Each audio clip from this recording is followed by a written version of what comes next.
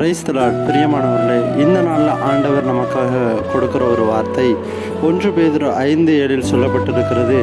அவர் உங்களை விசாரிக்கிறவனானபடியினால் உங்கள் கவலைகளை எல்லாம் அவர் மேல் வைத்து விடுங்கள். அருமையான தேவ பிள்ளைகளே, நம்முடைய ஆண்டவராகிய இயேசு கிறிஸ்து அவர் நம்மை விசாரிக்கிற ஒரு தெய்வமாக இருக்கிறார். இன்றைக்கு நம்முடைய குடும்பத்தார் நம்மை விசாரியாத நிலைமையில் இருக்கலாம். நாம் நம்பி இருக்கிறவர்கள் நம்மை விசாரியாமல் இருக்கலாம். நம்ம எந்த சூழ்நிலையில் கடந்து போகிறோங்கிறத குறித்து அவங்க நம்ம விசாரிக்காமல் இருக்கலாம். நீங்கள் அநேக பிரச்சனைகளின் வழியாக கடந்து போய் கொண்டு இருக்கலாம். ஆனால் நம்மை விசாரிக்கிற ஒரு தெய்வம் இருக்கிறார். ஆண்டவராகிய இயேசு கிறிஸ்து அவர் நம்மை விசாரித்து நடத்துகிற ஒரு தெய்வம்.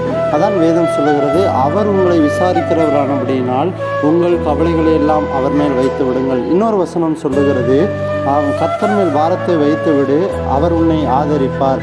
அவர் நம்மை ஆதரிக்கிற தெய்வம், நம்மை விசாரிக்கிற தெய்வம். அதனால் உங்கள் பிரச்சனைகளை கண்டு நீங்கள் சோர்ந்து போகாதீங்க.